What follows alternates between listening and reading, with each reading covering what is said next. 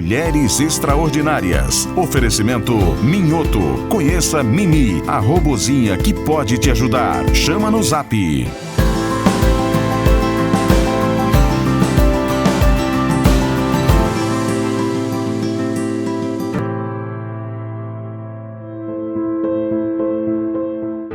Uma mulher extraordinária é aquela que não teme assumir legados e responsabilidades, pois sabe que seu potencial é ilimitado. Ela não se contenta em ser apenas mais uma na multidão, mas busca se destacar através de sua personalidade forte e determinada. Quando assume um legado, ela não o encara como um fardo, mas sim como uma oportunidade para deixar sua marca no mundo. Bom dia! Estamos aqui com mais um Mulheres Extraordinárias e hoje eu tenho o prazer de receber Jardeline Braga, direto de Currais Novos. Um prazer tê-la aqui com a gente. Rose, eu que agradeço o convite. É uma satisfação enorme poder estar aqui, falar um pouquinho, trazer uma mensagem também para tantas mulheres que estão em casa, nos assistindo nesse mês alusivo da mulher, é uma satisfação levar Currais Novos, também para ser visto pelo Rio Grande do Norte, mas pelo mundo. Eu ia muito a Currais Novos, que nós tínhamos uma rádio em Currais Novos, então eu trabalhava muito em Currais Novos, Papai, desde que eu era criança, a gente visitava Currais Novos na época de campanhas eleitorais, então a gente tem um pezinho lá. Eu tenho muito essa lembrança, porque vocês frequentaram algumas vezes a minha casa, seu pai era amigo do meu pai. E seu pai era famoso. Era famoso, por sinal, teve reportagem da TV Ponta Negra com meu pai. Era Chico dos Bodes. Chico dos Bodes, exatamente. Isso. Então assim, quem é de Currais Novos, tem família em Currais Novos, conhece a história de Chico dos Bodes. Conhece a história verdadeira, E agora a gente está aqui com a filha dele, para conhecer também um pouco mais da sua história. Eu soube que você é fisioterapeuta de formação, é isso? Sou fisioterapeuta de formação, trabalhei com toda a parte de beleza, sempre gostei muito de cuidar de mulheres, então eu sempre tive muito essa pegada de mudar a vida, de gerar autoestima, de trazer bom gosto para que a mulher se olhasse com outro olho, com outros olhares, que ela se visse por completa, que ela se amasse da forma como ela era. Mas aí me diz, como foi Jardeline sair da parte de estética, da parte de fisioterapia e migrar para a agropecuária? Deus tem propósito de nossa vida, e não dá para explicar. A gente só tem que aceitar de verdade, entender esses propósitos, se agarrar a ele, e eu fui pela dor, eu tinha uma projeção completamente distinta. Na minha profissão, eu achava que iria fazer muito mais sucesso porque eu estava empreendendo também na área. E aí, Deus chegou e disse assim, no ano 2021, disse, mudei você e você vai para o que é seu de verdade. A sua essência, o que está no seu coração. E eu não entendia muito bem tudo isso, mas aí Deus tirou meu pai. Era o único homem. Na minha casa somos 5 mulheres, só tinha ele de homem. E naquele momento da dor, da tristeza, foram 43 dias que ele passou doente. E nesse processo todo, Deus foi me transformando também. Você é a filha mais velha? Eu sou a filha mais nova. Sou a filha mais nova. Nós somos 2 filhas. Minha irmã tem 2 filhas, que no caso são 2 sobrinhas, e minha mãe. Sim. E minha mãe sempre foi uma mulher muito aguerrida. Tanto que eu digo muito, as pessoas dizem, é a filha de Chico dos Bodes. Eu digo, sou, mas eu também sou a filha de Assis.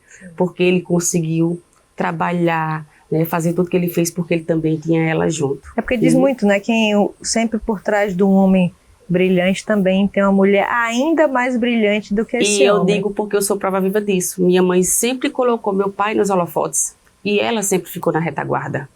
Ela nunca quis que o nome dela brilhasse, ela sempre colocou para o nome dele brilhar. Então, mas tudo que ele conseguiu foi junto com ela. Foi essa união.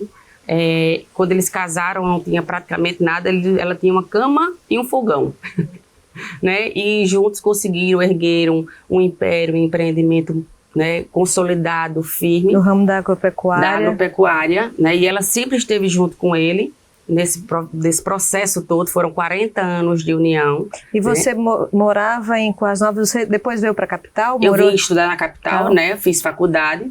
Depois que estava formada, fiz alguns cursos, eu estudei fora do país, eu morei no Canadá, fiz processo de intercâmbio já formada também para fazer alguns cursos, estudei na Europa, então o meu currículo tem peso de doutorado do Brasil, né? Então, o que tinha, o que eu poderia fazer na minha área. Mas a vida disse assim, peraí que você vai ali para honrar... Isso não é seu. Para honrar a sua história, né? O meu legado, a minha história, uma família, né? Um nome. E aí veio toda essa dor, veio todo esse processo e essa transformação. 30 minutos depois que eu soube que meu pai faleceu, eu disse: eu vou ser ele na vida, a partir de hoje. E minha mãe passou a fazer o que fazia com ele, comigo. Me né? dando esse suporte todo. E aí eu dizia muito, eu disse: como é que vai ser para eu comprar um boi? Para eu pesar um boi, né? E porque você tinha ido estudar outras coisas, né? Outras coisas, né? Então, assim, era uma dor muito forte, porque eu perdi meu herói, eu perdi meu ídolo. Com quantos anos você perdeu seu pai? 35 anos. Com 35 anos. Isso. E aí eu olhei para aquela situação toda e disse: é um legado, é um nome, é minha família. E eu não vou deixar nada disso cair. Pelo contrário, eu vou fazer tudo o que ele fez hoje, mas para crescer, para aumentar, para fazer com que as coisas fluam de uma forma melhor. E você passou a gostar disso? Que não você, só a gostar. Tudo bem que tem o respeito, né? Honrar a história da sua família, o legado e tudo, mas é muito mais gratificante quando você faz isso e você sente o seu coração bater de forma mais eu acho forte, que o sorriso, né? já diz tudo, né? Só em falar. Realmente, eu não só gosto, como eu amo.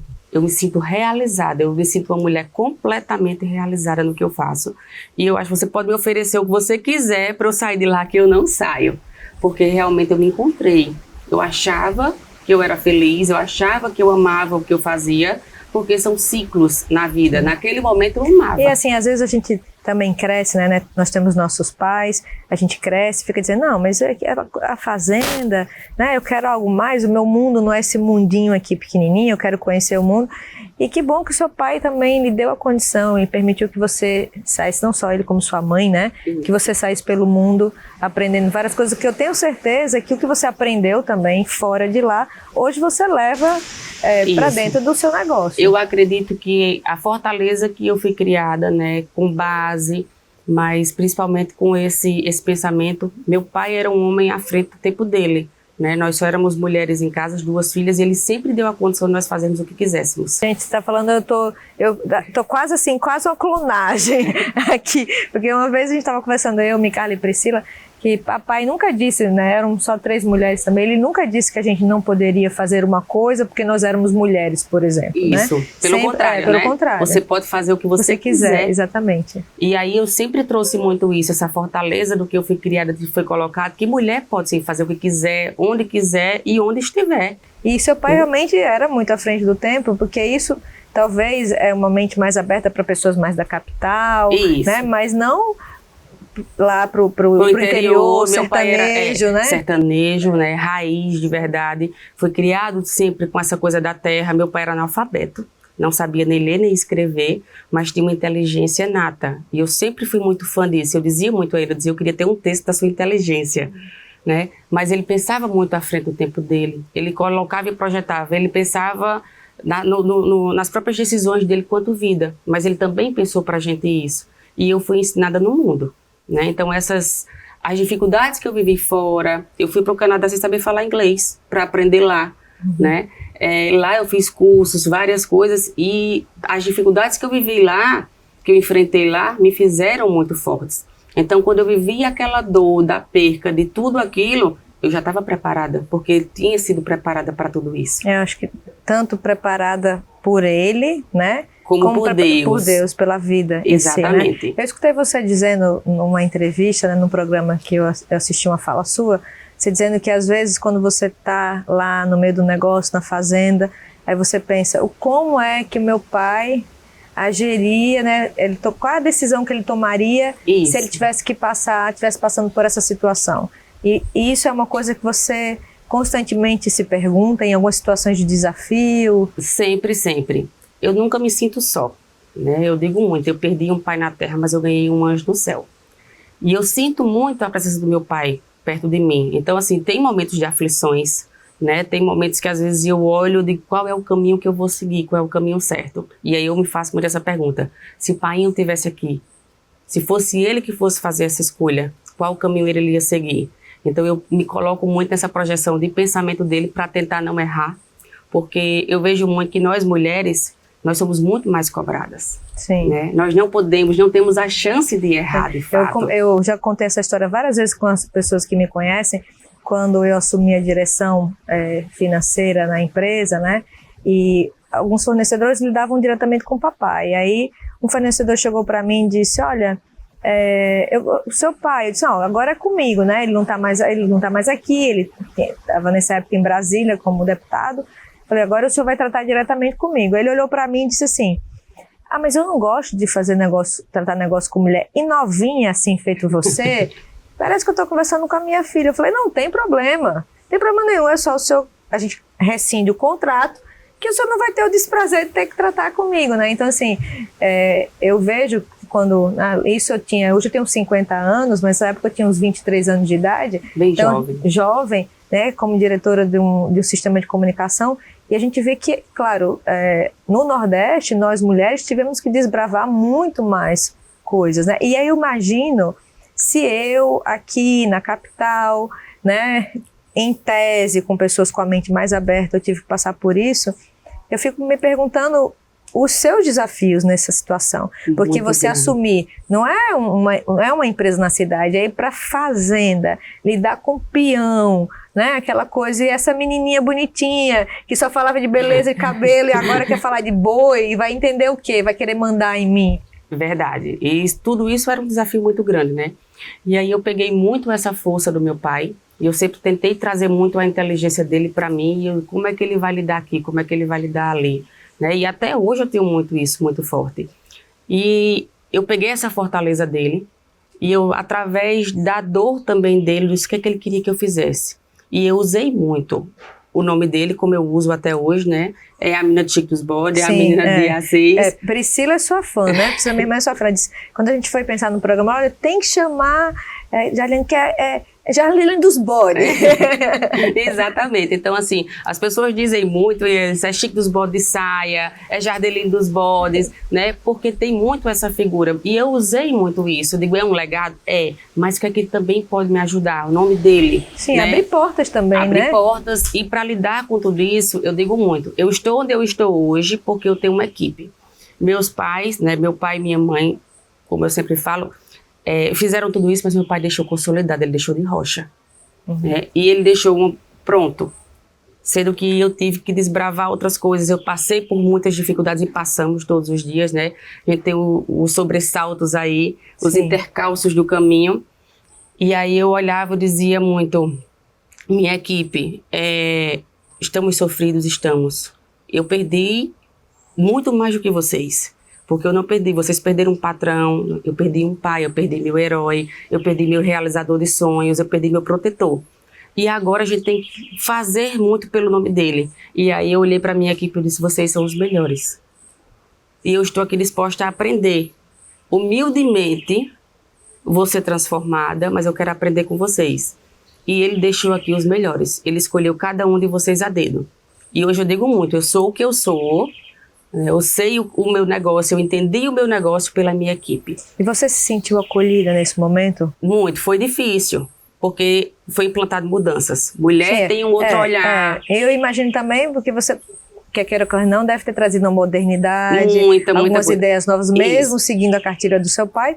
Eu tenho certeza que você também implantou o seu próprio ritmo, muito, né? E eu fui analisar, eu disse, o que é que meu pai fazia de certo, o que é que ele fazia de errado? O que era certo, continua certo, o que era errado, vamos consertar. Então, se implantar mudanças, se colocar uma outra forma de trabalhar, e mulher exige. Mexer na cultura, né? Mulher é muito exigente, e aí eles começaram, e a primeira fala era, essa menina vem pra aqui, que era essa menina, né? Assim como você. Essa menina vem pra aqui. Nós até hoje somos as meninas de Carlos Alberto. Exatamente, e eu sou a menina de Chique dos Bodes, não deixa de ser, né? Então, essa menina vem para aqui e vem colocar uma forma diferente, e aí muito se chegou e dizia, mas com seu pai era assim, mas com seu pai é assim. Aí chegou uma hora que me doeu falar aquilo, mas eu tenho que dizer, meu pai não está mais aqui, agora sou eu. Então não é mais o jeito dele. Você teve que fazer mudanças na equipe? Muitas. Teve que lidar, assim, às vezes... Muitas. Você teve que se endurecer para entrar, assim, nesse ramo da agropecuária? Muito, né? Porque, assim, eram muitos costumes, eram muitas vontades. E entra muito essa parte que você falou do preconceito. É raro você ver uma mulher no agro. É raro você ver uma mulher estar à frente. E no Nordeste, então, né? Principalmente, né? Então, assim, eu vivi desafios dentro da minha empresa, né? E foi muito difícil, eu tive que fazer algumas mudanças, implantar coisas novas, dizer como é que realmente eu queria que as coisas acontecessem, mas eu vivi muitos preconceitos também, assim como você falou, de comprar um boi, então eu tive que mudar a minha vestimenta, né? Eu tive que me esconder algumas vezes, então eu passei a usar muitas roupas do meu pai, eu tenho um guarda-roupa só de camisas dele, né? Então eu uso muito isso, então eu colocava uma calça, uma blusa mais solta e colocava uma camisa por cima, para não mostrar minhas curvas, né? Porque eu queria que as pessoas... Que é um absurdo, né? Assim, essa coisa de que... Isso. Da falta de respeito que às vezes existe, que você é forçada a sair da sua própria natureza. Tudo bem que a gente entende que você tem que botar uma bota, porque você não vai andar de cavalo de sapato alto, Exato. né? Mas assim, o respeito que você tem, que se exige que a mulher mude até a forma que ela se apresenta para que ela seja respeitada. Porque eu não poderia passar aquela imagem da menina bonitinha, né? Eu tinha que passar a imagem da mulher respeitada, a mulher que pode, que vai enfrentar as dificuldades e pode. E aí, com o tempo, eu consegui desmistificar tudo isso, mas eu cheguei para comprar boi algumas vezes e as pessoas olham para mim e dizem, para você eu não vendo, né? Vou vender boi para menina? Não, qual é a diferença? Né? O dinheiro é diferente, não né? Não existe, exatamente. Então eu tive que me impor muitas vezes para tudo isso. E quando eu achei que a vida não tinha mais dificuldades para ser enfrentadas, aí passei por outros desertos, passei por outras dores, maiores do que eu já vinha vivendo, mas sempre entendendo que aquele caminho era o que Deus estava me preparando para alcançar o meu propósito. Você acha que isso mexeu na sua natureza feminina? É complicado e é difícil. Eu acho que a maior parte das vezes hoje eu sou mais um pouco da brutalidade do que propriamente da sensibilidade. E aí eu vou contar aqui para vocês um episódio que eu vivi hoje, quando eu vinha no carro, né? Eu fui abrir um energético e ele tinha um lacre. E aí eu tento não perder muito minha feminilidade, porque eu sempre gostei de me arrumar e eu coloco muito isso no meu dia a dia. Você vai chegar na minha propriedade, lá na fazenda, eu vou estar trabalhando arrumada de bota, vou estar com o cabelo arrumado, sempre. Mas aí eu fui abrir esse energético e a dificuldade pela unha não consegui, eu peguei um canivete, que eu ando com canivete, e fui abrir. Né? Então, assim, é uma coisa que se você chegar no meu carro vai ter muitas peças masculinas, pelo que eu lido normalmente, que no carro de uma mulher você não iria encontrar. Eu sou uma mulher que eu dirijo trator, eu dirijo caminhão, porque carregado sempre, porque eu fui criada dessa forma já, né? E aí eu ando, vou estar lá de calça jeans e um canivete do bolso. Se você chegar no meu carro vai ter uma faca lá, né? Então, porque assim, são coisas que eu uso no meu dia a dia e que eu preciso muitas vezes. Então, às vezes sou eu que carrego, que transporto um animal. Então eu preciso tudo isso porque naquela necessidade, na urgência, eu tenho que ser... Eu próprio sou minha defensora e vou me socorrer. Jardeline, olha, eu ficava aqui o dia todo conversando com você, assim, até porque eu me identifiquei muito com as suas histórias, né? Fico muito feliz de você ter vindo aqui com a gente, mas eu queria, antes de você sair daqui, a gente tem essas cartinhas, né, esses golfinhozinhos que são mensagens para essas mulheres extraordinárias que vêm aqui. Eu queria que você escolhesse uma cartinha aqui para você escolhe, fica para você ler para a gente. Quem sabe pode ser alguma coisa que lhe inspire e inspire as mulheres que também estão nos assistindo nesse momento. Que legal, olha só. Tenha foco e observe as oportunidades que a vida lhe proporciona. Eu acho que tudo a ver comigo. Faz total sentido, né? E aí, em cima disso, aí, eu queria que você aproveitasse esse momento que a gente está encerrando aqui o programa, né, a sua participação, para dizer alguma coisa para as mulheres. A gente está no mês das mulheres em cima dessa temática que você tirou. Vou olhar aqui para a câmera para ficar até mais direcionado. A vida não são só flores. Todos nós vivemos espinhos, dificuldades. E a minha mensagem é que não desista. Você, mulher, você pode sim chegar onde você quiser. Sonhe, porque nossos sonhos são colocados no nosso coração por Deus. E Deus é quem permite. Então não desista, seja aguerrida, seja forte, seja guerreira de verdade. E vá em frente. Se tropeçar, lembre-se, até o tropeção está lhe jogando para frente. E é sempre assim. Coloque sua cabeça no travesseiro, pense, trace suas metas e vá para frente, que é sucesso. Muito obrigada pela sua presença aqui. E eu vou visitar você lá em Currais Novos. Quero ver você. Adoro andar de cavalo, viu? Vamos sim. Vai chegar lá, me encontrar toda bem agro, a musa do agro, como se coloca muitas vezes. Vai encontrar lá, nós somos mulheres, minha família toda sempre vai estar lá para receber de braços abertos. Eu digo muito, não só sou eu, nós somos 5 mulheres fortes guerreiras, feitas por um homem visionário, formadas por esse homem e que estamos aí. Que bom. Para passar essa mensagem, para instigar e incentivar outras mulheres. Inspirar outras mulheres. Outras mulheres sempre. Pois muito obrigada pela sua presença. E no próximo bloco, a conversa é com Micarla de Souza. Eu espero você.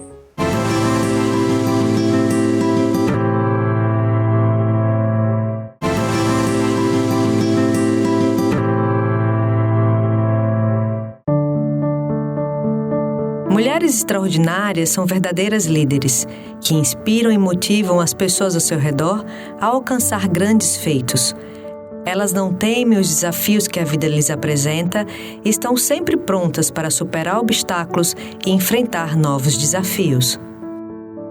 Bom dia, Micarla de Souza. Bom dia, Rose de Souza. Que alegria estar aqui com você, hein? Prazer estar com você aqui também. Prazer nesse meu. Programa de Mulheres Extraordinárias. E eu queria primeiro perguntar a você o que você acha que é ser uma mulher extraordinária. Eu acho que eu estava até pensando nisso, porque eu vi seus outros programas e, assim, as mulheres, se perguntando, quando você perguntava, e aí, você se acha uma mulher extraordinária, algumas sim, outras não?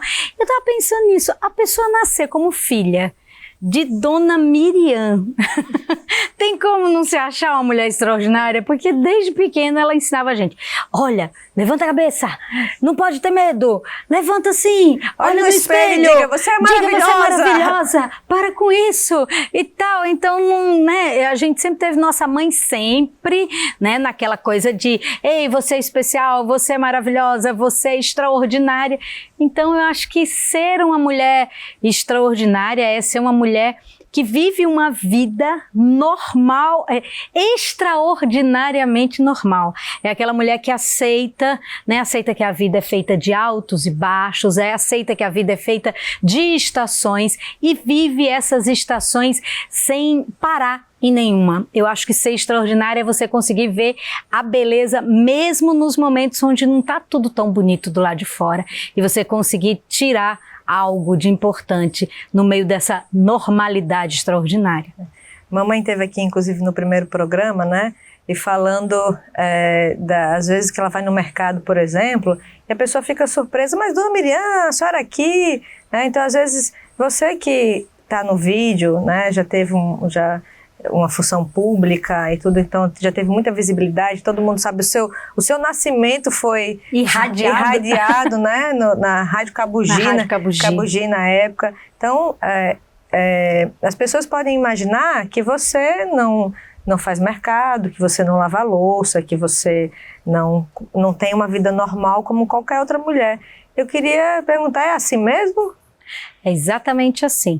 Eu particularmente, Rose, eu criei um novo hábito com a pandemia. Eu me adaptei a tudo da minha vida ser muito digital. Eu sou extremamente digital, eu sou adepta do online e aprendi com isso, então eu me acostumei a fazer supermercado online, a pedir qualquer coisa que seja online, então é mais raro eu estar no supermercado do que antes, mas foi uma adaptação que eu gostei muito, porque eu particularmente acho que eu economizo quando eu compro online. Que faz a compra direto da dispensa, por exemplo. Da dispensa, eu fico na minha dispensa, vou olhando e vou ali, é tanto, porque os olhos da gente acabam comprando, com todo o respeito que eu tenho em supermercados, né, que são nossos patrocinadores, mas eu acho que eu tenho encontrado economia nisso, né, mas a coisa de sair, das pessoas me verem em lugares normais. É tão engraçado, porque semana passada eu estava no salão da minha pastora e é do lado do Natal Shopping. E ela falou, vamos comer no Natal Shopping? Eu falei, vamos. E a gente foi andando. Quando eu percebi, eu estava no meio da parada de ônibus do Natal Shopping. Fazia muito tempo, assim, que eu não vivia esse tipo de experiência, porque era todo mundo, me Carla, e assim, acharam, como assim ela no meio da parada? Então, acho que às vezes as pessoas acham que a gente é um ser assim, eu nunca vou ver, que não é da realidade. Que não né? é da realidade. Até porque eu acho que com a internet, também com as redes sociais, essa coisa das vidas glamurosas também, às vezes a pessoa apresenta vidas que nem existe, né? A pessoa nem vive. Pra nós, né, Rose? Eu, pelo menos, eu vou postar foto quando eu acordo? Eu acho que não, com a cara toda amassada. Não, a gente, né, dá um retoque, bota um filtro. Até porque tem que se maquiar todo dia para dar no programa, apresentar o jornal. Mas imagina aí, eu acordando, né, a cara amassada e tal. Não, eu me preparo para postar uma foto. Aí aconteceu já uma vez, eu tava na padaria e a mulher que tava na minha frente, ela virou assim, ela virou de novo. Será que é? Será que não é? Aí ela disse, você me Carla? Aí eu falei, sou. Ela disse, vixe, como é diferente sem maquiagem. Ai, meu Deus. Ela quis dizer, ela quis dizer, minha filha, você tá meio mal amanhada. Mas tudo bem. Isso me fez lembrar, uma vez eu estudava na UNP e Priscila estava no Objetivo de manhã. Eu cheguei à noite na UNP para aula, entrei no banheiro da faculdade e as duas senhoras que estavam dentro do banheiro estavam falando de quem? De Priscila, que estava de manhã. Ela disse assim, nossa, mas como ela é feinha, assim, é tão diferente, não falou feinha, é magrinha, né? É tão diferente, comigo, e falando de Priscila, e eu no espelho, me maquiando, não sei o que. Aí eu perguntei, olhei para ela e disse, Priscila, quem é? Que ela é da TV Ponta Negra? Eu acho que a pessoa pensou, ela vai se juntar à nossa opinião, né? Aí disse, é minha irmã. Elas ficaram brancas assim na hora, né? Porque, e qualquer hora que eu entrava, que elas me viam cruzando assim na faculdade, elas iam pro outro lado, né? Inclusive, falar em Priscila, já que está contando causos aqui, nesse dia Priscila estava ao meu lado e realmente eu estava só misericórdia de Jesus, porque eu tinha saído do jeito que eu estava, só tinha escovado os dentes, botei a primeira roupa que apareceu, o primeiro chinelo e fui. E quando essa mulher virou e falou, você é tão diferente, maquiada, Priscila estava comigo e completou. Mas se ela botar maquiagem, fica com a mesma cara. E a senhora, tem como mudar? Aquelas coisas bem delicadas. Priscila sendo Priscila. Priscila sendo Priscila. Eu sei que a mulher olhou pra cara dela, deu uma rabisaca e saiu, e a gente saiu rindo muito lá daquela padaria. No bloco anterior eu estava com Jardeline, né?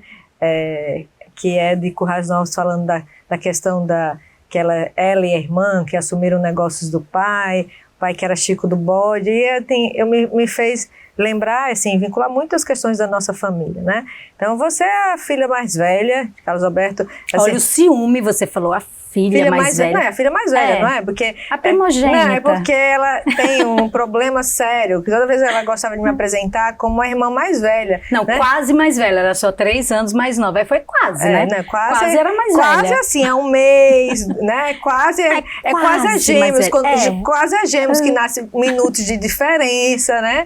Mas assim, eu escutando a história dela, né? Essa coisa de assumir legados, né? Assumir legados. E você como a filha que, como falou, desde o seu nascimento foi radiado no rádio. Muita gente diz, tipo, Carla é Carlos Alberto de saia, né? Como é que você escuta essa frase, se vendo assim hoje do lugar de uma mulher madura, né? Isso cria algum peso, criou um direcionamento de posturas na sua vida? Durante um tempo da minha vida, sim. Primeiro que era algo, ninguém ficava dizendo, ai, Priscila vai ser a sucessora do pai, Priscila é Carlos Alberto de Saia, até mesmo Rose é Carlos Alberto de Saia. E hoje por exemplo, eu vejo que de nós todos, a mais parecida com o jeito de papai é você.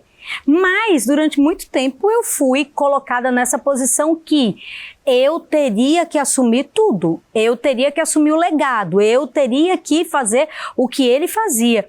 E quando hoje, com 52 anos, né, prestes a fazer 53, hoje para mim eu consigo lidar muito bem com isso. Mas na época que eu tinha 18, 19, 20 anos era muito difícil. A comparação era muito forte. Eu estava falando que as pessoas estavam ali me comparando uma menina ainda com um monstro sagrado, vamos assim dizer, da comunicação do Estado. Tanto é que eu lembro muito, assim, lá para os 20 anos, logo que eu me formei em jornalismo, eu lembro de papai dizendo, você vai apresentar programa na televisão.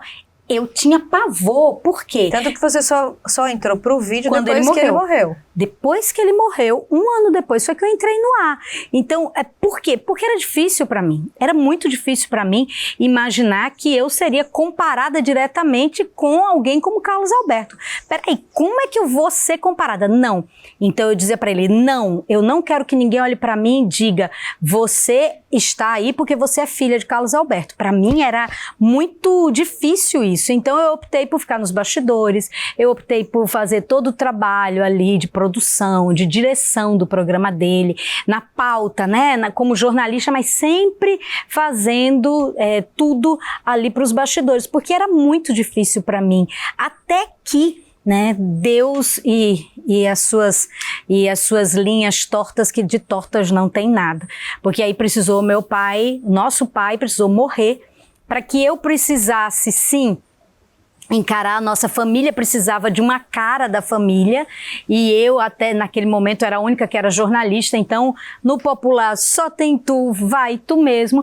Eu assumi, eu já tinha, desde os 24 anos, eu já tinha assumido a superintendência da TV, das empresas, da rádio, mas naquele momento, com a partida dele, eu tive que me deparar com o fato de que eu tinha vocação sim para comunicação, que não era só o fato de eu ser filha de, era o fato de, sendo filha de, eu tinha esse DNA, né, que hoje eu tenho muita alegria e honro demais e tenho um orgulho muito grande do pai que eu tive, desse DNA da comunicação, porque não é só o DNA da comunicação, né, Rose, que nosso pai deixou pra gente, é através da comunicação a transformação que a gente pode fazer nas vidas. Então, é muito mais do que só, é uma boa apresentadora, é uma boa jornalista. A gente aprendeu com ele que era através da TV, era através do rádio. E assim, finalizando a sua pergunta, é isso. Eu creio que durante um tempo pesou ser Carlos Alberto de Saia, mas hoje é algo que me remete só a gratidão. Gratidão por eu ter tido, durante 28 anos da minha vida, eu ter tido um pai que foi uma pessoa que ele dizia muito, eu sou o seu marqueteiro, eu sou a pessoa que o tempo inteiro estou falando sobre você e te enaltecendo. Então, por ter tido um pai como meu pai, um marqueteiro, como ele falou, e principalmente um professor, como ele foi. Dos valores que, se a gente está falando dele aqui, né, dos valores que a gente conviveu durante esses anos todos com o nosso pai, o que é que você tem mais forte para você, dos valores que você recebeu dele? Eu acho que o mais forte é algo assim incrível. Eu não tinha essa dimensão até que eu fui levada para a política, e depois, quando eu larguei a política, quando eu fui ser missionária no sertão, e nos lugares que eu chegava, que eu imaginava que ninguém tinha chegado naquele lugar, porque eram lugares assim distantes de tudo, de todos, onde não se tinha como chegar. E quando eu chegava nesses lugares, meu pai sempre tinha passado antes. Sempre tinha uma história. Ai, Micarla, porque o seu pai... Micarla não, né? Eles me chamam missionária. Não, missionária, porque seu pai esteve aqui, seu pai ajudou dessa forma, seu pai ajudou daquela outra forma. E eu vi muito, Rose, como aquilo voltava no meu ouvido. É através sabendo que através dos dons que Deus deu a gente, através das empresas que Deus Deus deu a gente poderia transformar vidas. Então, eu acho que se hoje tem algo, um valor dele que eu admiro, respeito, honro e quero levar para minhas próximas gerações, para os meus filhos, netos, através do amor, você poder transformar vidas. Então isso é o que você mais ama? É o que eu mais amo. É o que eu mais amo. Nada no mundo me dá mais prazer e mais alegria do que poder estar nesse campo, nesse solo fértil, poder, lógico, levar a palavra de Deus e levar a transformação, levar o amor, porque muitas vezes as pessoas, elas não querem nada além de um abraço, elas não querem nada além de alguém que olha e olha vendo, porque muitas vezes a gente olha para as pessoas e o nosso olhar transpassa as pessoas. E não enxerga, né? Olha, não enxerga. É uma pessoa invisível. Você vê alguém que precisa, você vê alguém que está ali doente da alma, sabe? Porque hoje em dia, eu sei que existem muitas enfermidades, eu sei que teve aí um Covid que levou tantas e tantas vidas, mas existe uma doença muito maior, uma epidemia, uma pandemia muito maior, que é o câncer na alma das pessoas. As pessoas estão doentes da alma e quando eu posso chegar o grau junto, de intolerância também que as pessoas estão com as outras. Muito grande. Tudo isso faz as pessoas adoecerem da alma. Então, quando hoje eu chego nesses lugares e eu sinto assim que o meu pai já passou por ali, que o nosso pai já passou, que já derramou amor e que eu posso continuar isso, que os meus filhos, os meus netos podem continuar fazendo isso, não tem nada que seja mais importante para mim do que poder, através do amor, transformar vidas. E falando de amor, eu sei que você é completamente apaixonada pelos seus filhos, né? O que representa a maternidade para você, como mulher? É tão interessante, né? A gente entra na história de novo de ser a filha mais velha, né, de Carlos Alberto. Durante muito tempo, e eu não, eu não vejo isso como algo que o meu pai fazia de maldade, vamos assim dizer. Eu vejo isso como uma forma dele ver, ele me ver, ele sabia que ele sentia que ele teria uma vida curta, ele foi muito intenso em tudo que ele fez, então ele sempre dizia que eu teria a responsabilidade de cuidar da família, proteger a família, então ele sempre dizia, minha filha, eu acho que esse negócio de casamento você deixa para sua irmã Rose. Você comprou isso de verdade, né? Eu comprei de verdade, porque eu também só fui casar e só fui ter filho depois que o meu pai morreu, porque eu acreditava muito assim, não, eu tenho que cuidar da minha família, e eu entendi depois que eu poderia continuar cuidando da minha família, continuar à frente dos negócios, mas que eu podia também ter uma família a partir de mim. E depois que ele morreu em 1998, 2002 Calis nasceu. A princípio eu tive dificuldade para engravidar, mas veio Calis e em seguida, assim, totalmente Calis não foi planejado, porque eu imaginava que eu não engravidaria, eu tinha problemas para engravidar, e aí veio Calis e eu nem pensei na possibilidade de ter um segundo, porque o primeiro já era um milagre, e Theo veio 1 ano e 8 meses depois de Calis, e completando a minha felicidade. Para mim, ser mãe é algo que me completa de um tanto, mas me completa de um tanto, eu fico às vezes tentando me lembrar como era a minha vida antes dos meus filhos e não consigo, porque hoje eles são parceiros de vida meus, eles são meus melhores amigos, eles são meus maiores, assim, cúmplices de vida mesmo, aqueles que passaram comigo por problemas muito sérios, por questões que talvez pudesse ter gerado traumas neles, mas muito pelo contrário, em momentos de maior solidão na minha vida, eu nunca deixei de ter o apoio dos meus filhos, desde dormirem os dois abraçados comigo, em momentos onde eu estava tendo síndrome de pânico, transtorno de ansiedade, em momentos onde a gente teve tantas e tantas dificuldades, mas os meus filhos nunca, em momento algum, saíram 1 milímetro assim de perto de mim.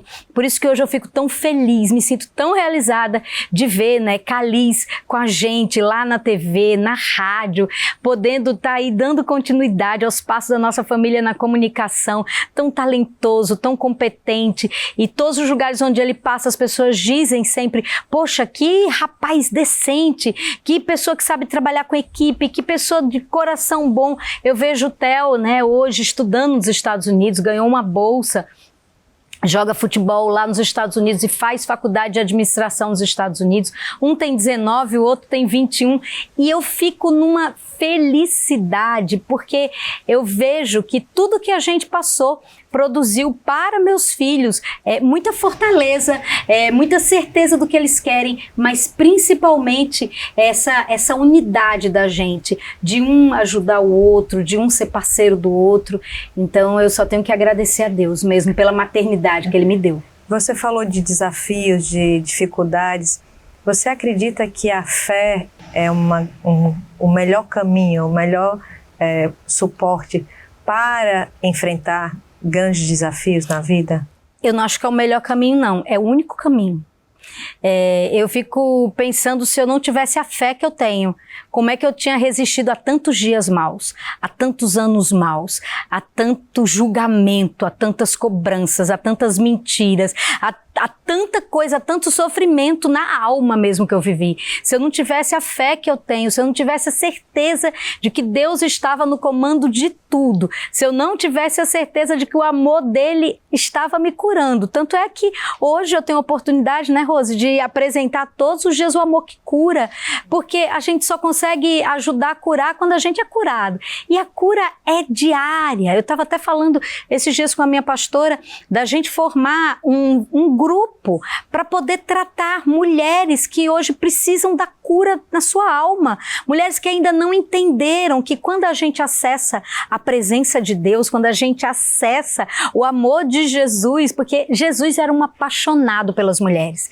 Pode olhar todos os momentos, todas as passagens de Jesus, quando fala de mulher, ele trata de uma forma diferente. Ele pegou uma mulher como a samaritana, né? Uma mulher que tinha sido desprezada por 5 maridos, porque naquela época o homem podia deixar a mulher jamais deixava o homem. E quando aquela mulher, meio-dia em ponto, em pleno deserto, devia estar uns 50 graus, aquela mulher estava ali sentada.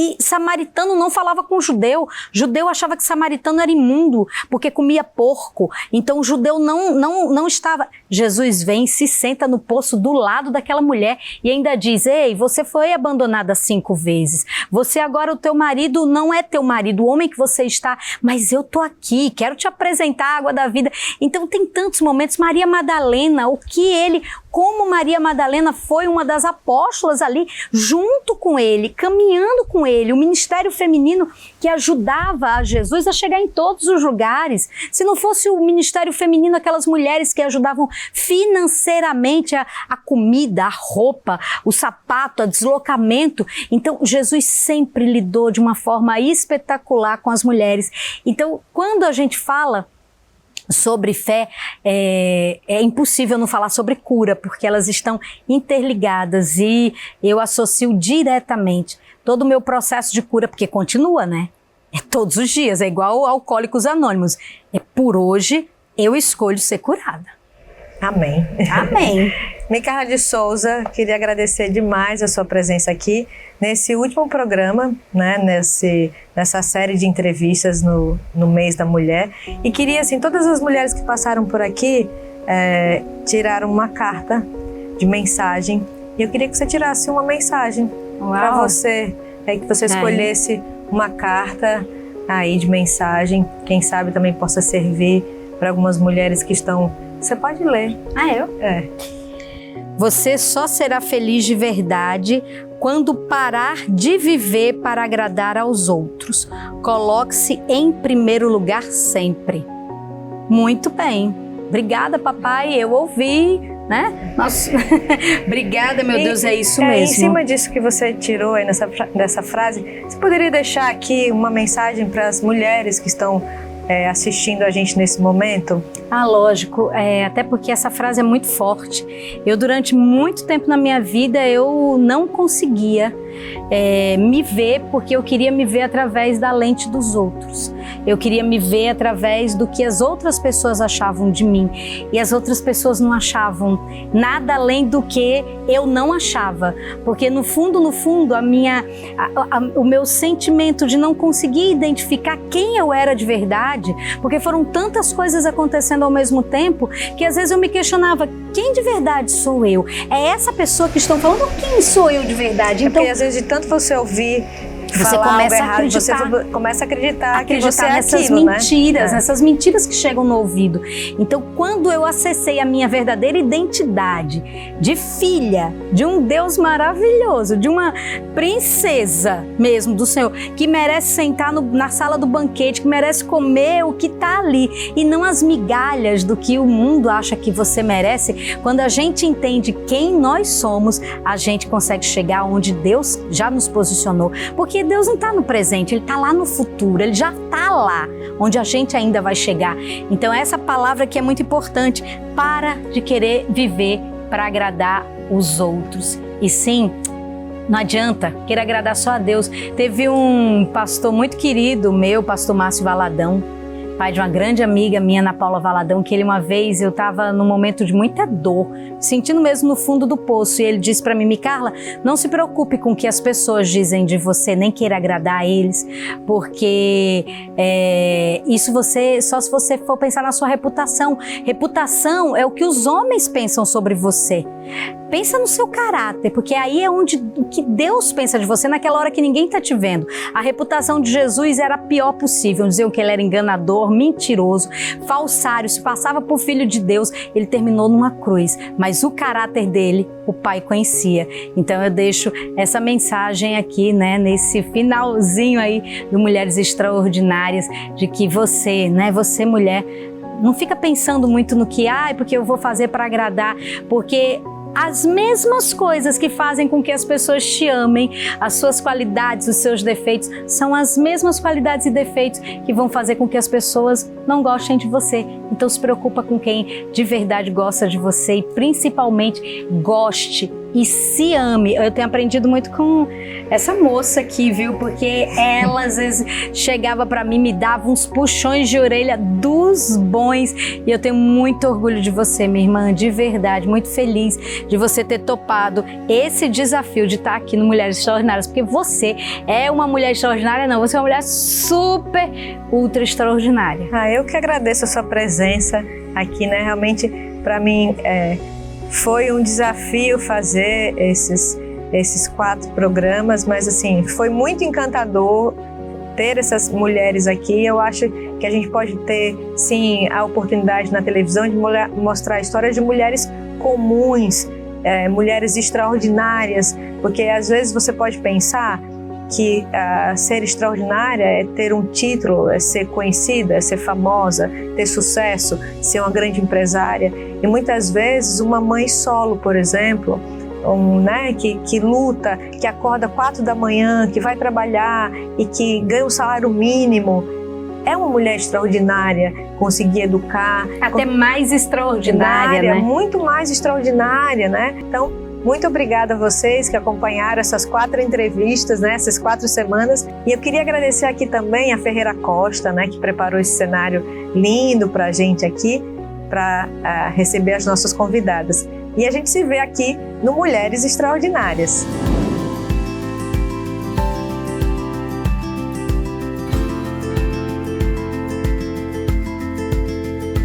Mulheres Extraordinárias. Oferecimento Minhoto. Conheça Mimi, a robozinha que pode te ajudar. Chama no Zap.